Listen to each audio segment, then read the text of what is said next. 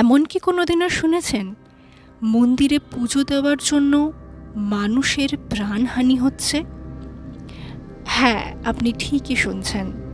এই মন্দিরেই নাকি পুজো দেওয়ার পর বহু মানুষের মৃত্যু ঘটেছে, ঘনিয়ে এসেছে তাদের জীবনের শেষ কয়েকটি রাত।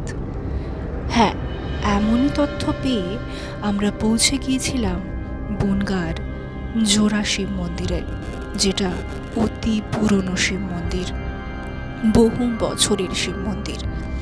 কিন্তু এই তথ্য কি আদৌ সত্য তা জানতেই আমরা পৌঁছে গিয়েছিলাম এই মন্দিরে।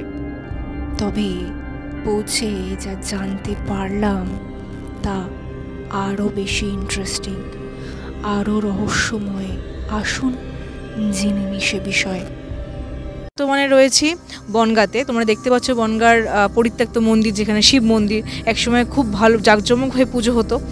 তো তোমরা যদি এই বনগাঁর এই মন্দিরটি সম্পর্কে জানতে চাও, তোমরা দেখবে গুগল ক্রোমে দেখবে, গুগল ক্রোমে দেখবে বা ইউটিউবে দেখবে, অনেকে অনেক রকম ফেক তথ্য ছড়িয়েছে যে এরকম নাকি এই মন্দিরটা নাকি কেউ পুজো হয় না, কেউ পুজো দিতে গেলে মারা যায়, যে এরকম অনেক কিছু তোমরা ফেক দেখবে। বাট এটা সম্পূর্ণই রং। এটা এইমাত্র আমরা জানতে পারলাম এখানকার কিছু স্থানীয় প্রতিবেশীর মুখ থেকে শুনে, যে তারা বললেন যে জমিদার আমলে নাকি মহাদেবকে এখানে পুজো করা হতো এই মন্দিরে।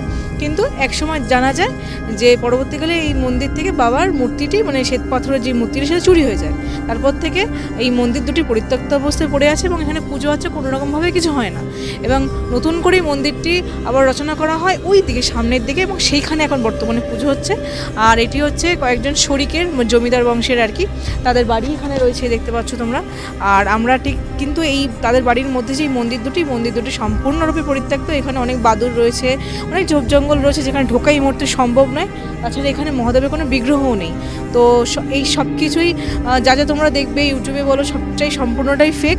একমাত্র আমরাই তোমাদেরকে রিয়েলিস্টিক ব্যাপারটা দেখাচ্ছি এবং তুলে ধরেছি। এবং ভিডিওটি সম্পূর্ণ দেখতে হলে, জানতে হলে একদম মেনটা থাকো আমাদের সঙ্গে। এবং আজকের ভিডিওটি কেমন লাগলো অবশ্যই আমাদের কমেন্টে জানান। তো চলো দেখতে থাকা সেই ভিডিওটা। জমিদাররা এখানে পুজো করতো। তারপরে পুজো করতে করতে এই দুটো মন্দির এই জমিদারদেরই ছিল। 6টা জমিদার আমাদের এই শহরে, 6টা জমিদার। তা জমিদাররা পুজো করতে করতে এই মন্দিরতে বাবারে তুলে নিয়ে যায়, চুরি করে তুলে নিয়ে যাওয়ার পরে তারপরে ওখানকার মন্দির হয়, ওখানে মন্দির হয়। আর এখানে সে জমিদাররা সব মারা গেছে না, মারা যেতে পারে। এখানে তো পুজো আশ্রা করার লোক ছিল না, সেই পরিবর্তকালে আর এইটা হয়নি। তারপরে ওই ঠাকুর রাখালেশ্বর ঠাকুর, আমাদের ওই মন্দিরটা। শোনা গেছে যে মন্দিরে পুজো হয় না, কারণ হচ্ছে কি এই মন্দিরে পুজো দিলেই নাকি মানুষ মারা যায়। হ্যাঁ, মন্দিরে পুজো দিলে কেউ মরে না, মরে না। তারপরে হচ্ছে এই আমাদের এই মন্দির হয়েছে, আমাদের এই মন্দির ওই বারুজ্জে বাড়ির ওই যে রাখালদাস স্কুল না, এর নাম হচ্ছে রাখালেশ্বর ঠাকুর। ওনাদের পূর্বপুরুষে ওনাদের বাচ্চা কাচ্চা হতো না। তারপরে বাচ্চা কাচ্চা না হলে তখন ওরা তীর্থ করতে যায় বুড়ো বুড়ি, সেখানে মানুষরা করে আসে। রাখালেশ্বর গেল ওরা আমার করতে, তীর্থ করতে, সেখানে মানুষরা করে আসলে ওনাদের বংশের ছেলে হয়। ছেলে হওয়ার পরে ওনার রাখালদাস বন্দ্যোপাধ্যায় নাম রাখে। আর ওনারা ওই স্কুল করে দেয় রাখালদাস স্কুল, আর ওনারা এই মন্দির করে দেয় রাখালেশ্বর ঠাকুর। এর না ওইটা, হ্যাঁ পাশেরটা। আর এখানে ওই পুজো হয় না, ওই চুরি হয়ে গেল, বাবারে চুরি করে নিয়ে গেল।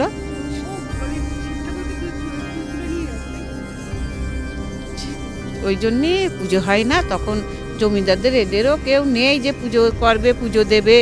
এদেরও ওখানে সবাই পুজো দেয়, তুমিও আসতে পারো পুজো দিতে, আমিও দিই। ওখানে অনেক হয়। ওখানে পাশে হনুমান মন্দির আছে, তাতেও পুজো হয়, অনুষ্ঠান হয়। আমাদের শিবরাত্রি প্রচুর অনুষ্ঠান হয়। শিবরাত্রি সব মেয়েরা উপোস করে। আবার আমরা নিয়ম সোয়ার মাস করি, আমরা নাম কীর্তন করি, আমাদের এখানে অনুষ্ঠান হয়। ধন্যবাদ। তো আমরা এখন সেই মন্দিরের ভিতরে প্রবেশ করতে চলেছি, যে মন্দিরে বহু বছর ধরে কোনো পুজো আর্চা হয়নি।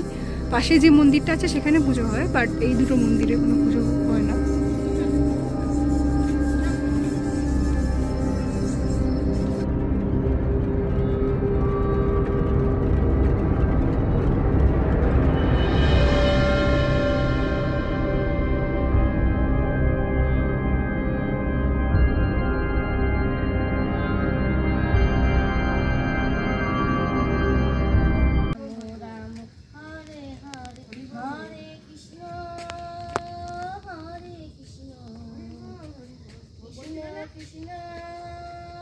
তো আজকের এই ভিডিও থেকে যদি কিছু ভালো লেগে থাকে, please do like, comment, share and do subscribe our channel Majidas blog. দেখা হচ্ছে নেক্সট ভিডিওতে, ততক্ষণের জন্য টাটা।